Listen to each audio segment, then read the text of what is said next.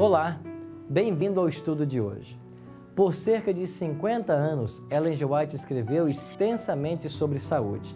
Ela preconizou princípios para os quais ainda não havia prova científica. Mas visto que Deus é o autor das leis naturais e também aquele que inspirou Ellen G. White, nós cremos que deve haver perfeita harmonia nesses dois campos de estudos. Como poderia alguém, com apenas a terceira série primária, escrever da forma como ela escrevia, se não por inspiração divina? Ellen G. White se antecipou no tempo por mais de 50 anos. Por isso, hoje vamos aprender sobre Ellen G. White, uma mulher à frente de seu tempo.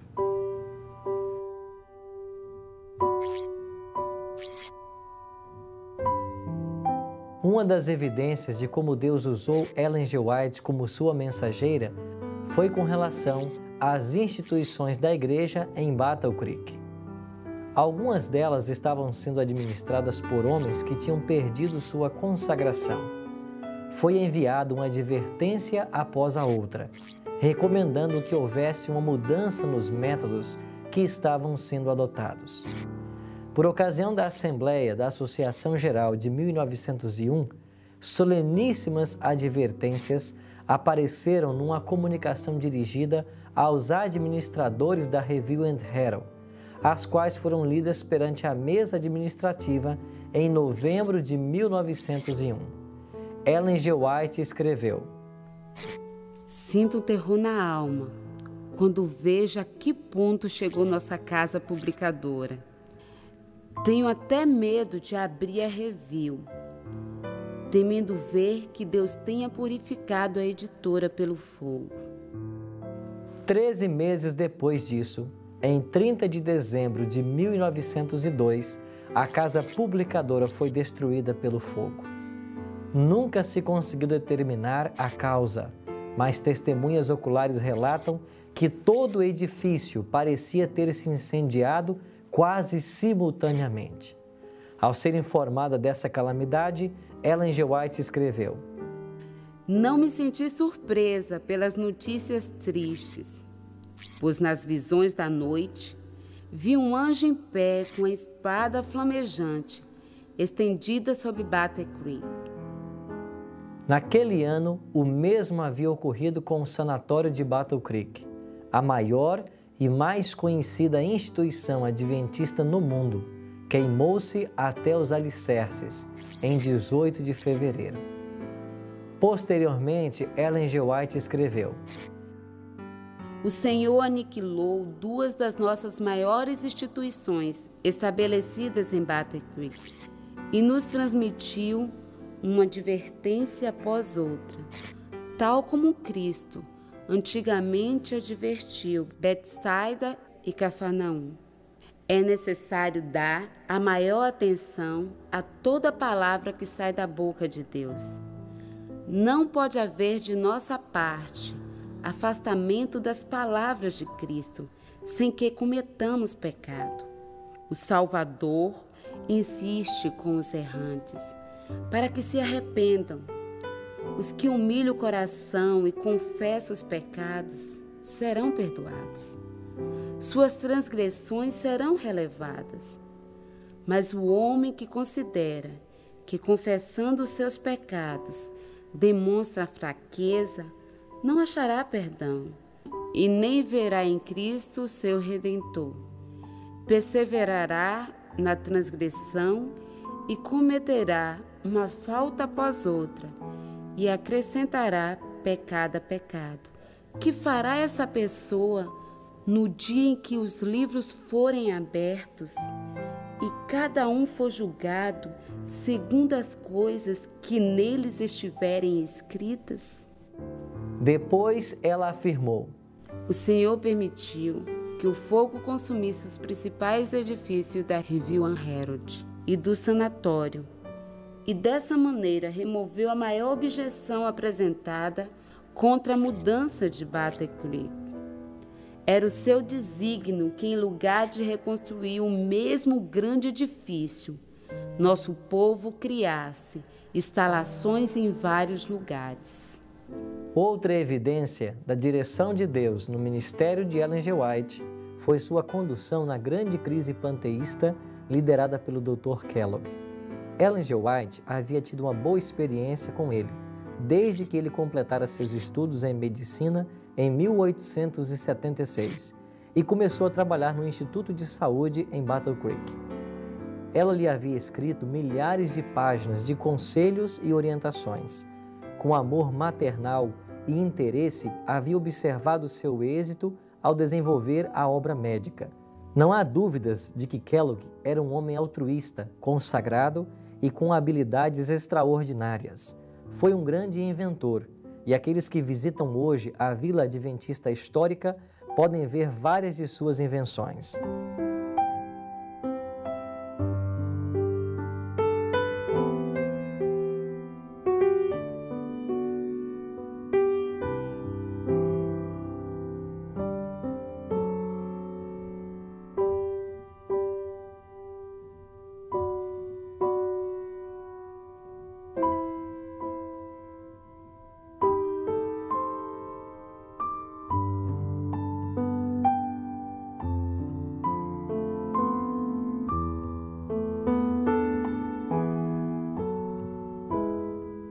Principalmente através dele que o grande adversário, Satanás, introduziu nas fileiras do Adventismo o pensamento panteísta. Os pontos de vista chegaram a ser tão populares que foram ensinados no colégio em Battle Creek. Em 18 de fevereiro de 1902, o sanatório de Battle Creek pegou fogo até as suas bases e a denominação enfrentou a tarefa de reconstruí-lo. O Dr. Kellogg veio ao comitê e perguntou o que poderia fazer para ajudar na reconstrução. A. G. Daniels sugeriu que o Dr. Kellogg escrevesse um livro que falasse sobre a filosofia e cuidado dos adventistas com a saúde. Este poderia ser vendido por todo o país e o dinheiro empregado na reconstrução do sanatório. O Dr. Kellogg era um trabalhador incansável. Ditou um manuscrito tão rapidamente como pôde e enviou ao escritório da Review para que se preparasse os tipos. O livro iria se chamar O Templo Vivente. Se nomeou um comitê para avaliar o manuscrito. Este comitê, após o estudo, chegou à conclusão de que não havia nada na obra contrária à Bíblia e que poderia ser impresso. Mas um membro do comitê, o pastor Prescott, informou: este livro causará mais danos do que bem. Nunca deveria ser impresso. O comitê da Associação Geral aceitou o informe da minoria. O Dr. Kellogg ficou indignado. Intrepidamente, Kellogg entregou um pedido pessoal à Review para que imprimisse o livro. Aproximadamente um mês mais tarde, a Review pegou fogo e se queimaram todos os tipos que estavam prontos para rodar o livro. Tudo foi destruído pelo fogo. Logo depois, enviou um manuscrito a um impressor em Battle Creek e este imprimiu 3.000 exemplares e foram distribuídos entre os adventistas. No verão de 1903, um exemplar chegou às mãos de Ellen, mas ela não o leu. Isto era comum a ela. Quando um assunto estava em discussão, ela não lia para que não fosse influenciado por uma ou outra parte. Por insistência de seu filho, Willie, ela ouviu ele ler algumas partes que poderiam ajudá-la na compreensão do tema. No dia 7 de outubro de 1903, começou o Concílio Outonal da Associação Geral em Washington. Poucos dias depois, chegou o Dr. Kellogg. Ainda que esse assunto não fizesse parte da agenda normal, se pôs de lado a agenda e usaram um dia para discutir o assunto do livro e do panteísmo. Houve discussão todo dia, havia muita confusão, e quando chegou às 9 horas da noite, o pastor Daniels encerrou a sessão para descanso, mas não se atreveu a colocar o assunto em votação, de modo que todos começaram a ir para os seus alojamentos. O Dr. Paulson, que apoiava fortemente o Dr. Kellogg, dirigiu-se ao pastor Daniels, sacudindo o dedo em sua direção e declarou: você está cometendo o maior equívoco de sua vida. Depois de toda essa agitação, uns dias desses, você vai se encontrar no meio do povo e outro será o presidente no seu lugar.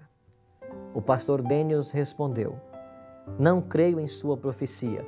Como quer que seja, prefiro estar no meio do povo fazendo o que crê minha alma ser correto do que andar com os príncipes, fazendo o que a minha consciência diz que é mal. Quando entrou na casa, uma correspondência de Ellen G. White de 7 páginas havia chegado para o pastor Daniels, condenando as heresias apresentadas no livro e dizendo que este não poderia ser impresso. Esta correspondência havia sido enviada muitos dias antes por Ellen G. White. Na manhã seguinte, após a oração inicial, o pastor Daniels anunciou que tinha recebido uma correspondência de Ellen G. White e gostaria de ler os testemunhos. Todos se assentaram atenciosos para escutar o que ela tinha a dizer. Enquanto se apresentava o testemunho à congregação e declaração após declaração falando da falsidade dos ensinos do panteísmo, fortes améns eram pronunciados e lágrimas começaram a rolar na face de muitos. Neste momento, se mudou o curso dos acontecimentos. Quando terminou a leitura, um pastor se pôs de pé e sugeriu que aqueles que quisessem ficar do lado de Ellen G. White também se colocassem em pé. Quase todos se levantaram. Naquela sessão, o Dr. Kellogg diz que mudaria sua fraseologia das partes teológicas do livro, mas finalmente, com sua inconstância, não mudou e seguiu crendo no panteísmo até que finalmente foi excluído da igreja.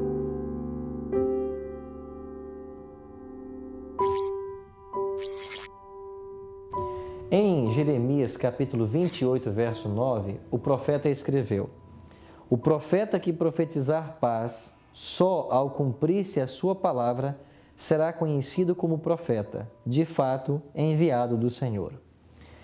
Pastor Tim, ao que nós entendemos desse texto, o profeta tinha a capacidade de antecipar alguns eventos. No ministério de Ellen G. White, nós podemos encontrar algum elemento preditivo? Nós encontramos realmente vários, mas apenas a título de exemplificação, um dos que mais me impressiona é a declaração que ela faz a respeito do ecumenismo. Ela diz que o catolicismo, o protestantismo e o espiritismo haveriam de dar as mãos sobre o abismo e isso se tornaria praticamente uma união ecumênica entre eles. Interessante que isso foi escrito numa época do século XIX na qual católicos, protestantes e espíritas, eles não dialogavam aqui nos Estados Unidos. Mas eles começaram a se unir mais e mais.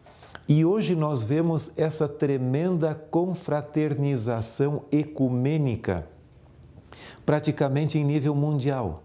Católicos se unindo a protestantes e vice-versa, e também todos eles dando juntos as boas-vindas a experiências carismáticas e pentecostais, bem como você vai ver que quase que em todos os lares cristãos hoje, o espiritualismo ensinado pela televisão, especialmente por Hollywood, e com suas experiências de pessoas alienígenas, ETs, vindo de outros planetas e demoníacos e tudo mais ali. Tudo que é tipo de experiência nesse sentido parece que é tido como parte da nossa cultura e os cristãos não veem problemas nisso.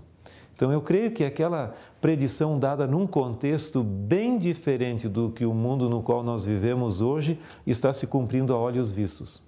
Pastor, além desse exemplo que o senhor nos deu, existem outras predições de Ellen G. White onde ela se antecipa ao seu tempo, por exemplo, na área científica? Em vários deles.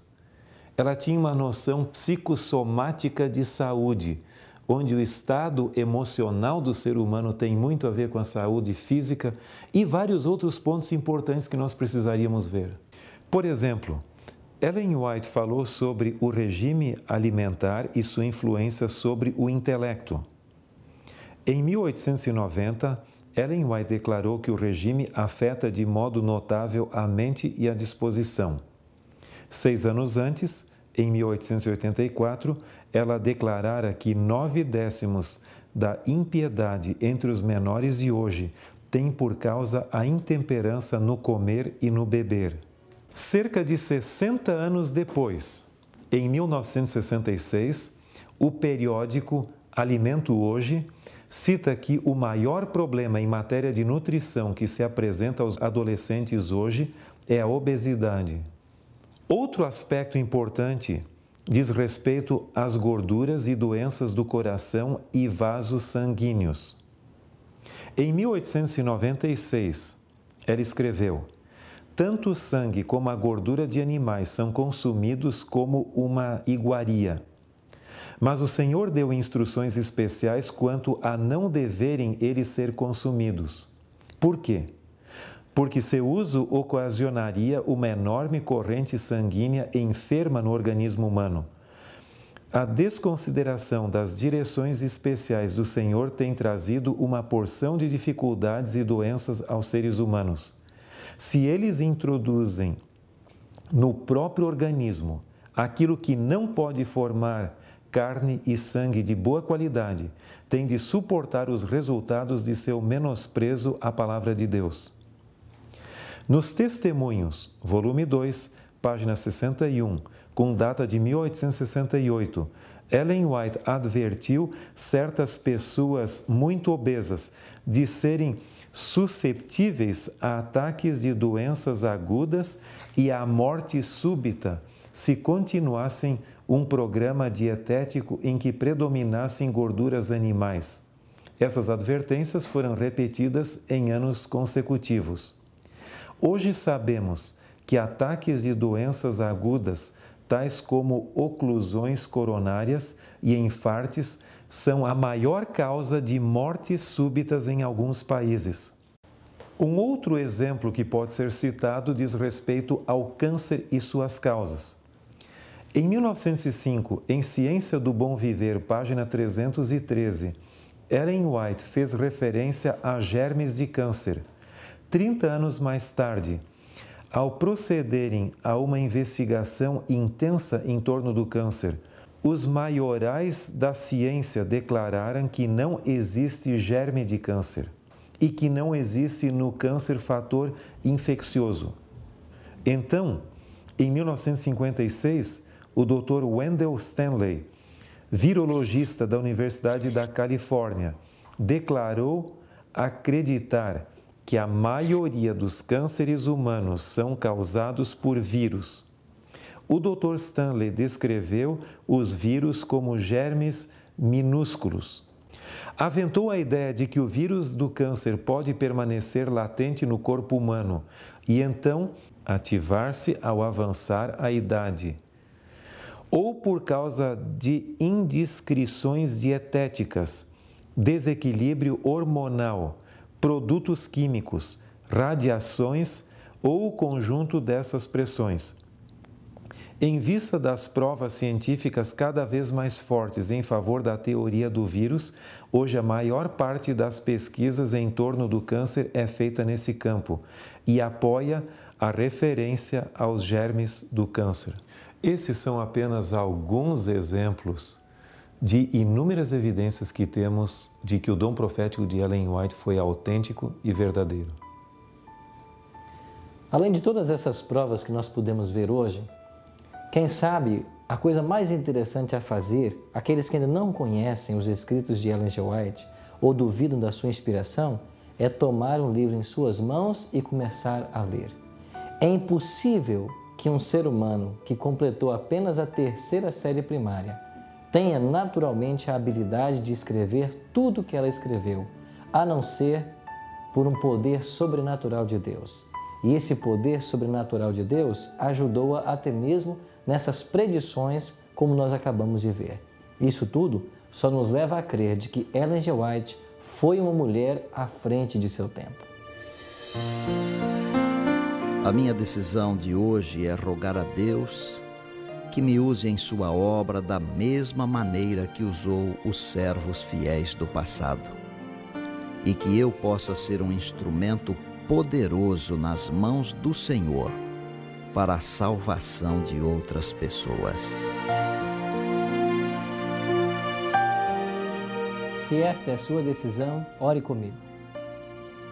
Grande Deus e Pai, após havermos estudado o elemento preditivo em Ellen G. White, a forma maravilhosa como lhe foi revelado, acontecimentos da ciência, do saber, nós queremos reconhecer a inspiração divina desta tua serva.